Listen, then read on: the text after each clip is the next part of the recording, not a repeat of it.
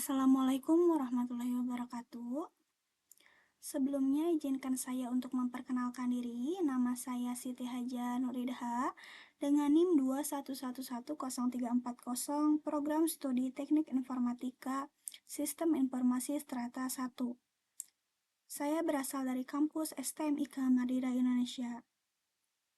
Pada kesempatan kali ini izinkan saya untuk mempresentasikan hasil dari penelitian saya dengan judul Implementasi Metode Composite Performance Index CPI dalam sistem pendukung keputusan untuk penilaian kesiapan anak didik dalam transisi ke sekolah dasar, studi kasus PAUDku Kurota Ayun.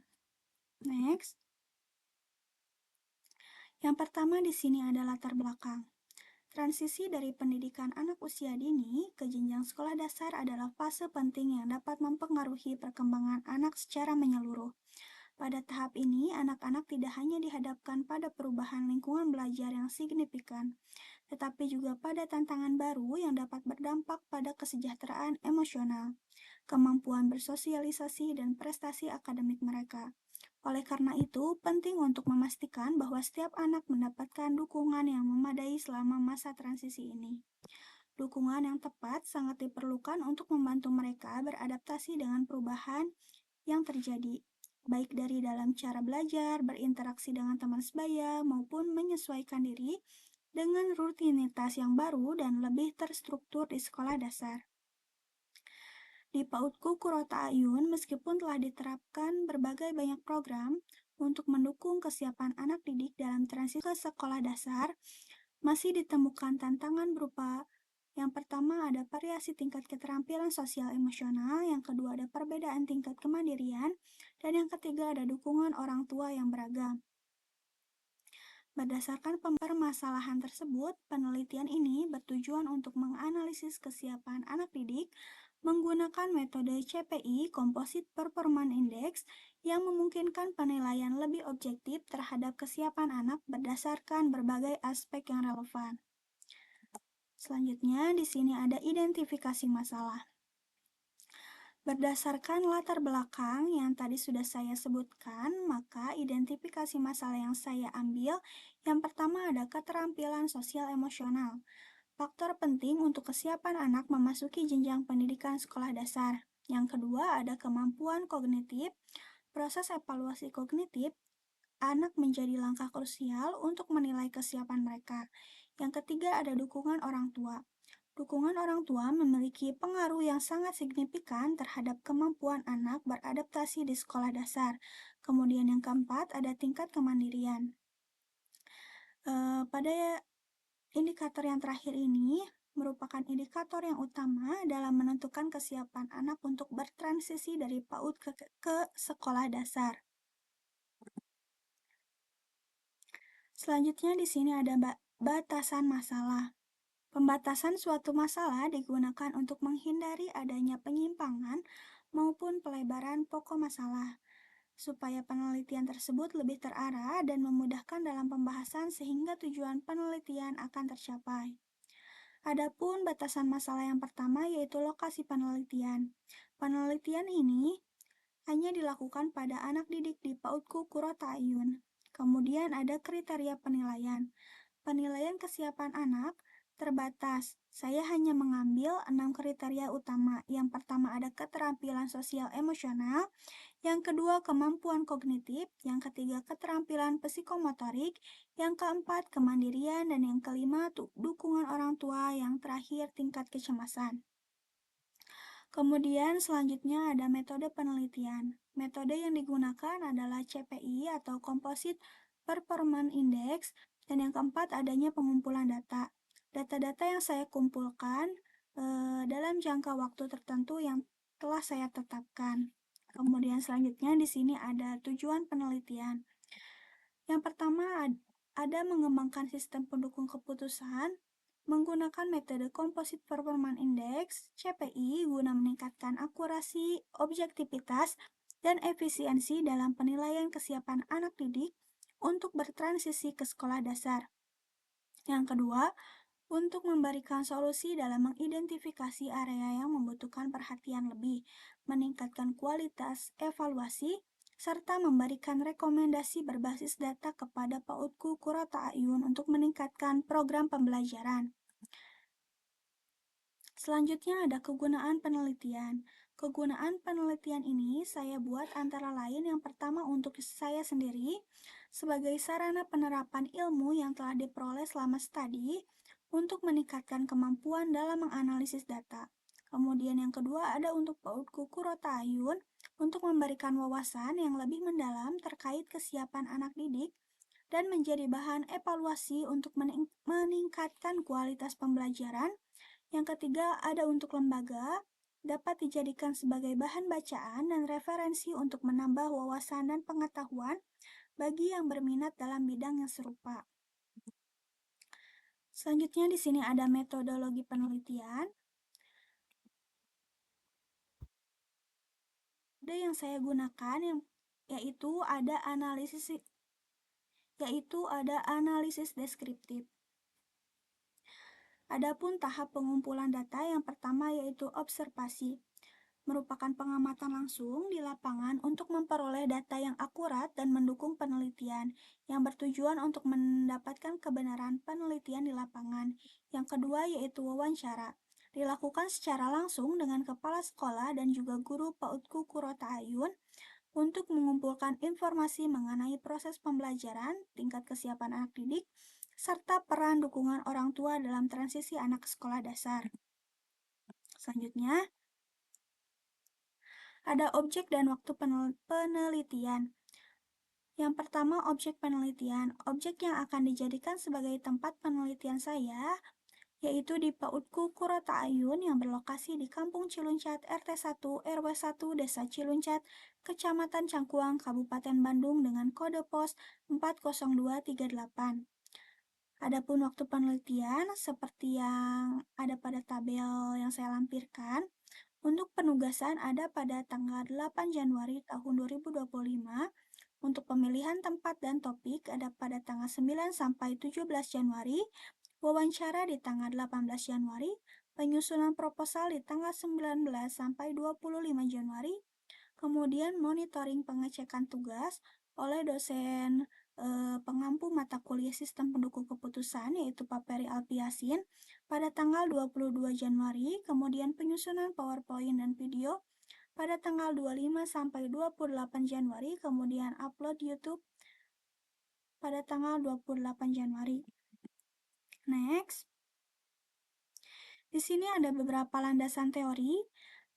Yang pertama yaitu sistem. Menurut Jopi Antares tahun 2020, sistem adalah sekelompok komponen yang digabungkan untuk mencari tujuan tertentu. Menurut E. Effendi tahun 2023, sistem adalah kesatuan elemen yang dihubungkan untuk memudahkan aliran informasi dan mencapai suatu tujuan.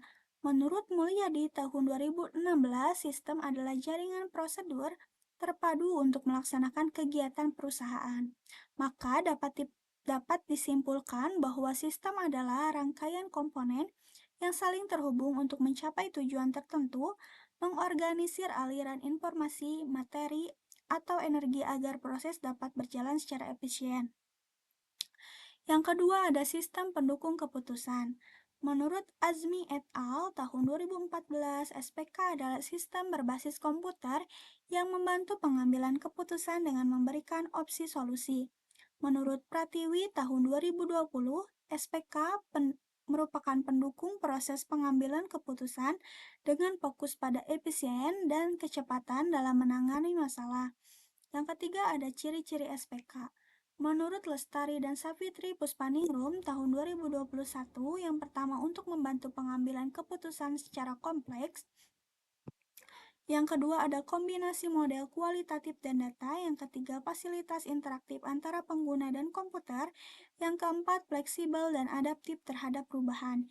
Yang keempat ada tujuan SPK menurut Asnat et al. Tahun 2020. Yang pertama untuk membantu pengambilan keputusan pada masalah semi terstruktur dan untuk menyokong pengambilan keputusan yang efektif dan juga efisien. Selanjutnya, di sini ada Composite Performance Index atau CPI. CPI sendiri merupakan metode untuk memberikan peringkat terhadap alternatif berdasarkan kriteria tertentu, mengurangi kesalahan dan subjektivitas dalam pengambilan keputusan. Adapun langkah-langkah CPI yang pertama itu untuk mengidentifikasi kriteria dengan tren positif dan tren negatif. Yang kedua, transformasi nilai tren positif dan negatif.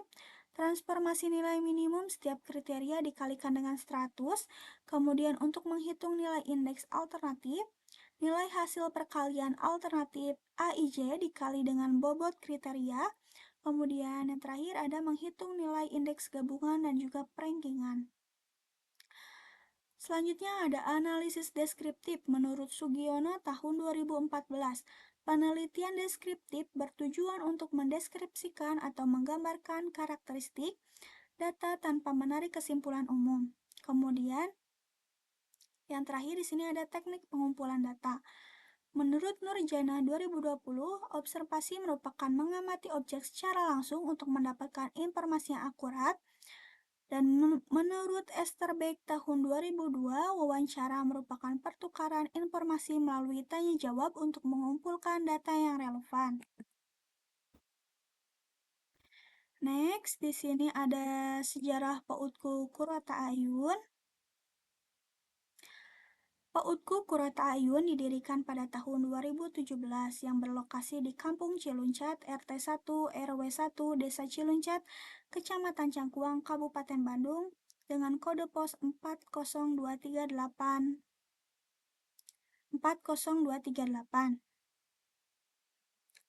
Nama Kurota Ayun itu sendiri yang berarti penyejuk mata hati, mencerminkan harapan agar anak-anak tumbuh menjadi kebanggaan keluarga, masyarakat, dan agama.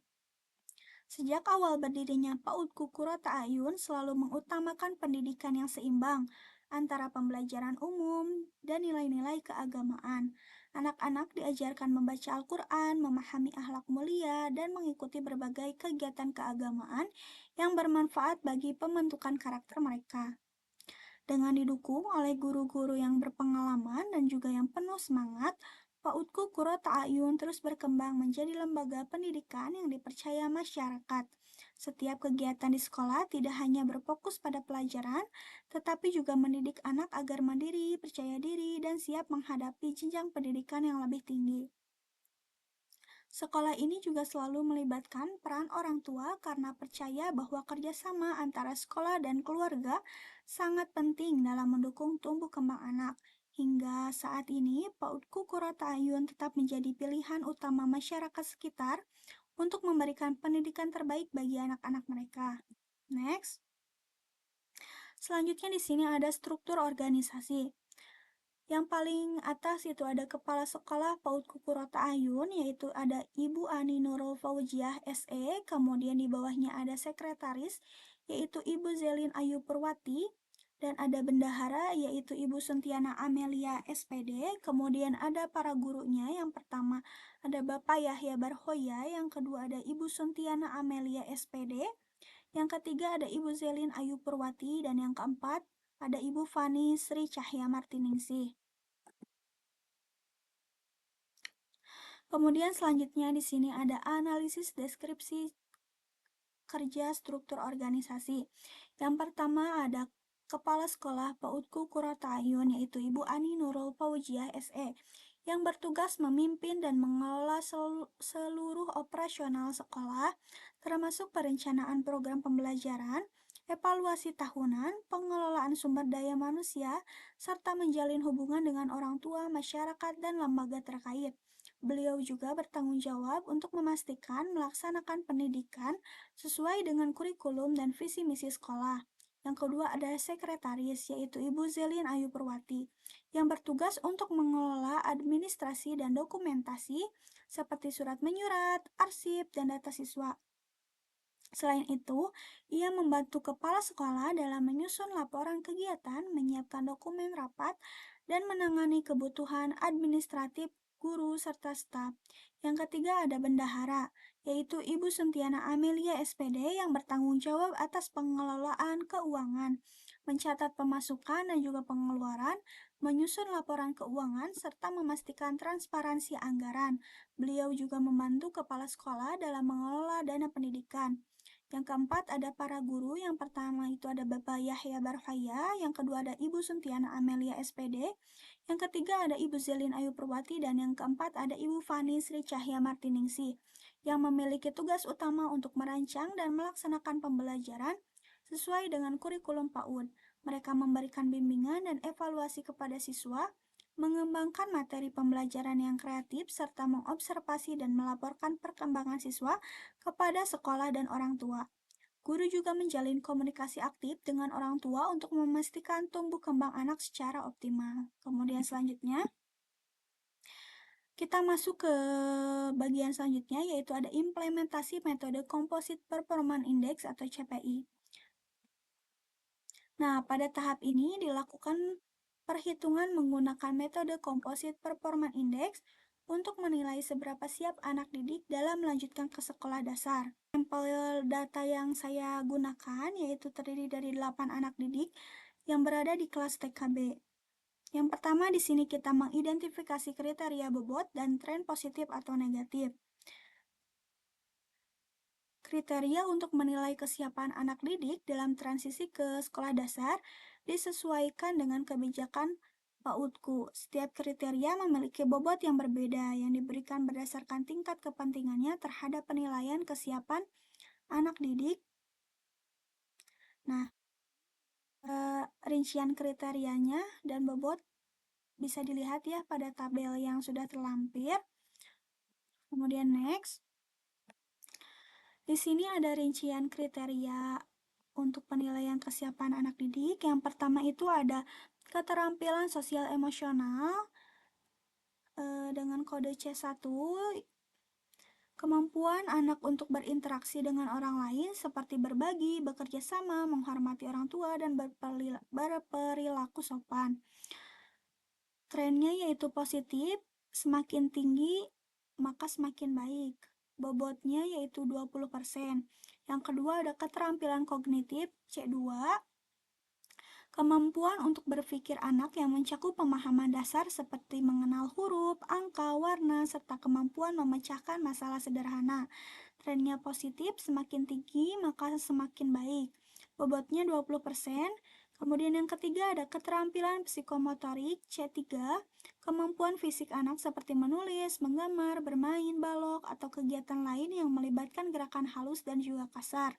Trennya di sini positif, bobotnya 15%. Kemudian ada dukungan orang tua C4, peran orang tua dalam mendampingi anak, belajar di rumah, memberikan motivasi, serta bekerja sama dengan guru dalam proses pendidikan anak.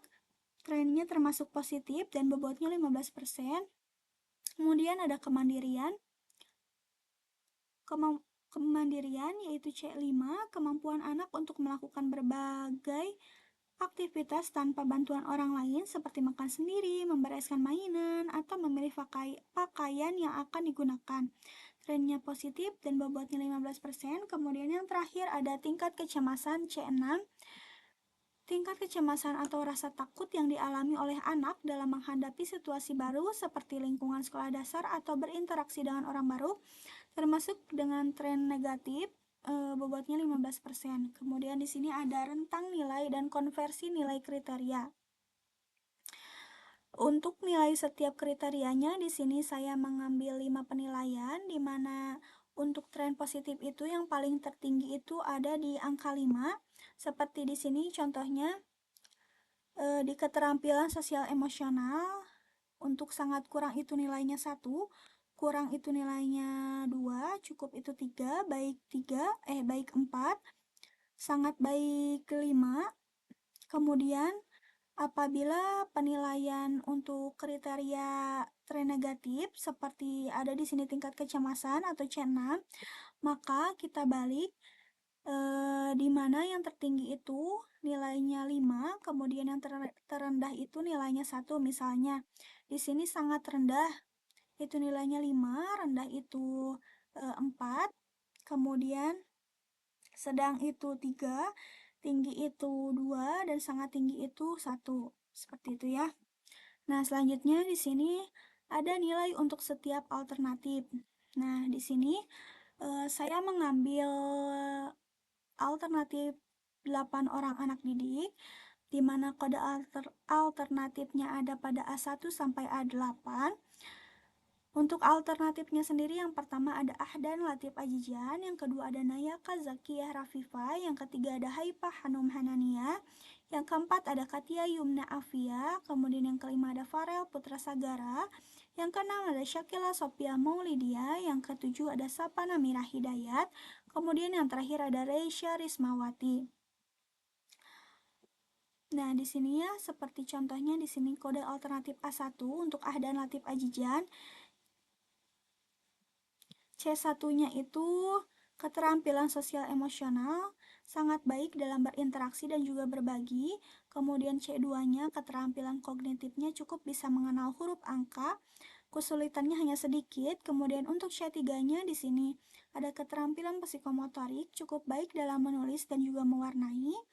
Dan di sini C4-nya ada dukungan orang tua, terlibat tetapi tidak konsisten. Kemudian C5-nya ada kemandirian, mandiri dalam banyak hal. Kemudian C6-nya di sini ada tingkat kecemasan, hampir tidak pernah cemas, bisa beradaptasi. Nah, ini semua berlaku untuk semua alternatif. Jadi semua alternatif itu beda-beda ya hasilnya. Nah, selanjutnya di sini ada konversi untuk setiap alternatif. Kenapa di sini bisa nilainya 5? Untuk konversi nilai alternatif itu sendiri, saya mengambil perbandingan dari nilai untuk setiap alternatif sebelumnya dengan rentang nilai dan juga konversi nilai kriteria. Misalkan seperti ini contohnya. Nah, Ahdan Latif Ajijan, kode alternatif A1, C1-nya sangat baik dalam berinteraksi dan juga berbagi. Kita lihat di sini rentang nilai dan konversi nilainya untuk C1. Tadi itu sangat baik, berarti masuknya ke yang terakhir. Berarti di sini sangat baik mempunyai nilai 5. Kemudian kita masukkan ke dalam tabelnya di sini 5. Begitupun seterusnya untuk C1, C2, C3, C4, C5, C6. Untuk semua kode alternatif sama seperti itu. Kemudian di sini ada nilai minimumnya. Untuk kode di Excel, kita bisa menggunakan nilai minimum itu misalkan menggunakan rumus min, kita drag and drop dari kode alternatif A1 ini sampai dengan A8. Nanti sistem akan memberikan nilai yang paling terendah. Sama ya, sampai bawah untuk semuanya. Kemudian selanjutnya ada transformasi nilai tren positif dan juga negatif. Transformasi nilai minimum setiap kriteria 100. Yang pertama ada tren negatif. Ingat, kalau misalkan tren negatif itu untuk pembagiannya nilai minimum dibagi dengan nilai alternatif kriteria, kemudian baru dikalikan dengan 100. Misalkan contohnya seperti ini. Ini kan C6, tingkat kecemasan itu kan berarti tren negatif ya. Nih, di sini tren negatifnya C6 itu kan nilai minimumnya itu 3. Kita bagi 3 dibagikan dengan 4, kemudian dikalikan dengan 100. Tadi sudah ada ya hasilnya nih, 3 dibagikan 4 dikali 100 hasilnya 75.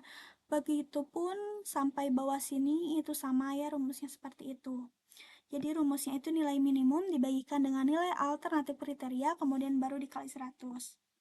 Selanjutnya, berbeda dengan tren positif, yaitu kita bagi dulu dengan nilai alternatif kriterianya, kemudian kita bagi dengan nilai minimum baru dikali dengan 100. Contohnya, di sini ada keterampilan sosial emosional.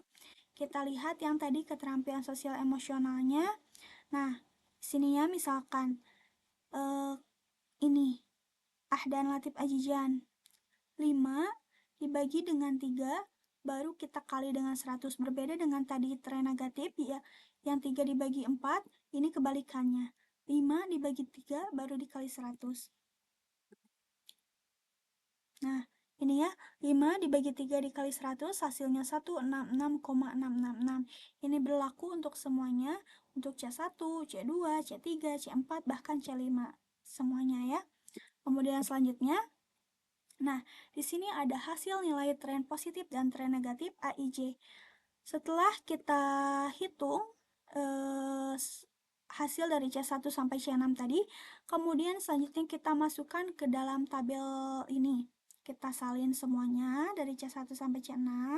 Kemudian selanjutnya setelah disalin, di sini ada menghitung nilai indeks alternatif, nilai hasil perkalian alternatif AIJ dikalikan dengan bobot kriteria.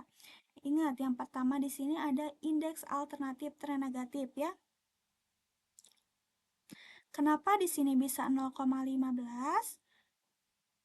Nah, kita lihat lagi. Ini kan C6 ya. Tingkat kecemasan C6 itu kan berarti trennya itu negatif. Nah, kenapa bisa 0,15? Dikarenakan tadi itu bobot kriterianya itu 15%, kemudian kita ubah ke desimal menjadi 0,15. Nah, contoh di sini ada Ahdan Latif Ajijan, C6-nya itu 75. 75 kita kalikan dengan bobot kriteria yang tadi sudah kita desimalkan, 75 dikalikan dengan 0,15 hasilnya 11,25. Sama ya, ini sampai bawah seperti itu rumusnya. Kemudian di sini ada indeks alternatif tren positif. Berbeda. Kemudian selanjutnya di sini ada indeks alternatif tren positif. Untuk setiap kriterianya itu dari C1 sampai C5 itu berbeda-beda ya bobot kriterianya. Nah, di sini contohnya pada C1 itu keterampilan sosial kita memiliki bobot kriteria 20%, kita ubah ke desimal menjadi 0,2. Ini juga C2 20% kita ubah ke 0,2. Untuk C3 sampai C5 itu 15% kita ubah menjadi 0,15. Nah, contoh di sini. Untuk keterampilan sosial emosionalnya tadi ini ya.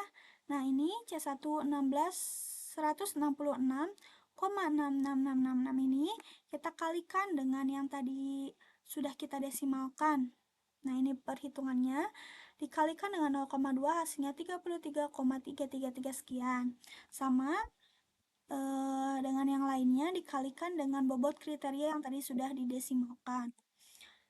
Kemudian selanjutnya ada nilai indeks alternatif LIJ.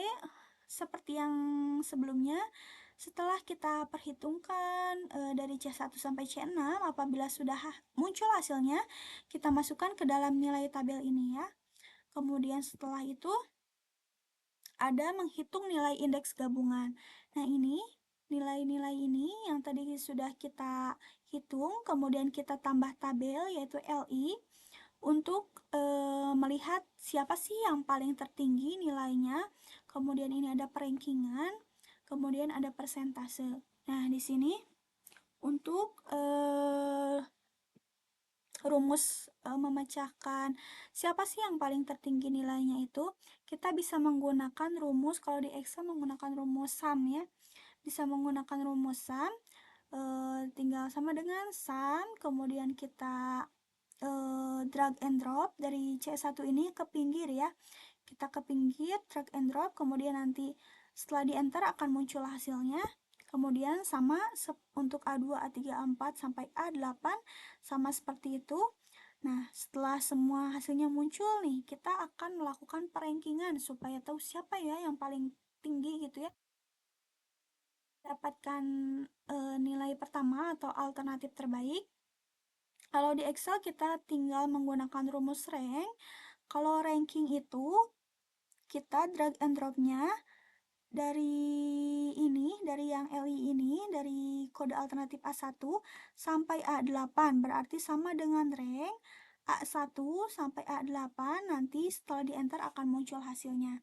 Sebenarnya untuk metode composite performance index ini sudah cukup untuk sampai perankingan ini saja, tetapi dikarenakan saya menilai kesiapan anak didik dari transisi PAUD ke sekolah dasar, maka saya menambahkan persentase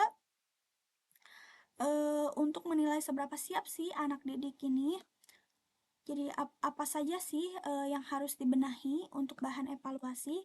Nah, kalau untuk persentasenya ini, saya rumusnya bisa menggunakan nilai total yang tadi ini, LI ini dibagikan dengan nilai maksimal dikalikan dengan 100.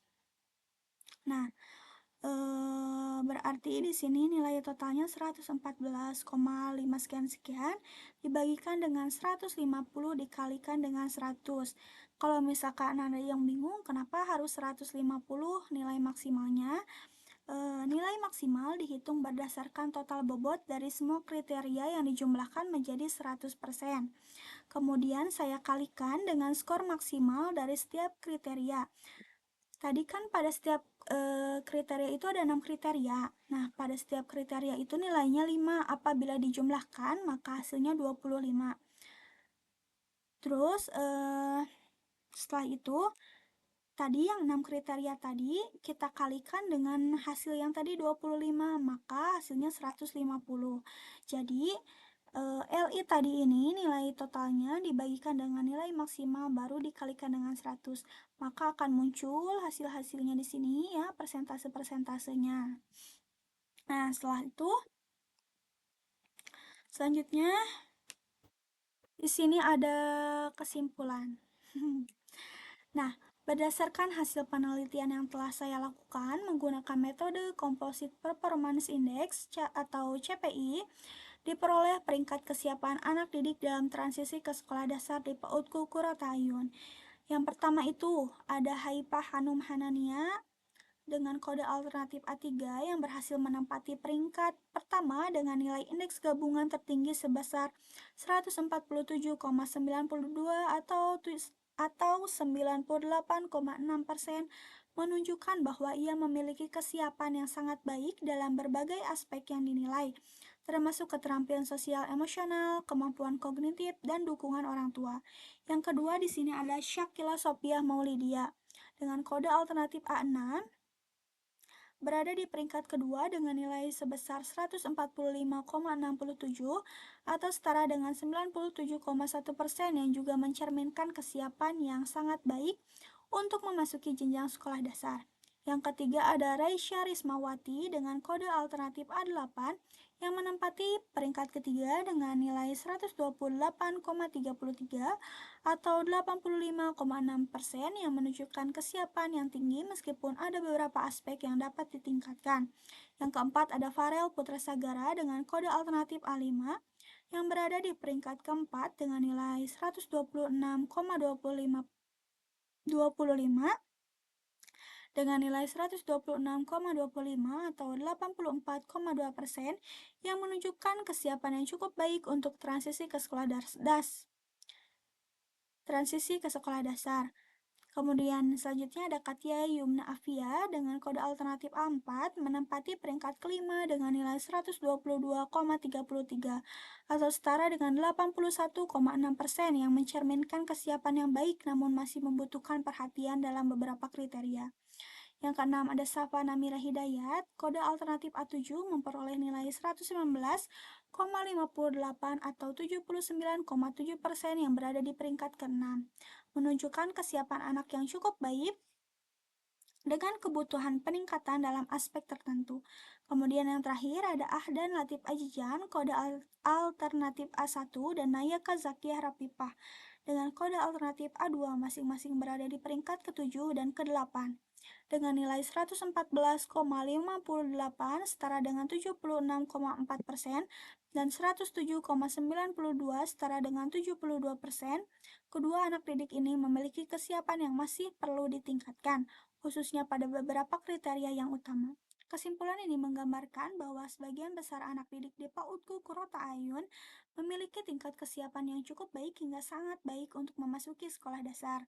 Namun, perhatian khusus perlu diberikan kepada anak-anak yang berada di peringkat bawah untuk memastikan bahwa semua anak memiliki kesiapan yang optimal dalam menghadapi jenjang pendidikan berikutnya. Dan itu saja yang dapat saya sampaikan. Mohon maaf apabila ada kesalahan. Saya Siti Hajar Nuridaha, pamit undur diri.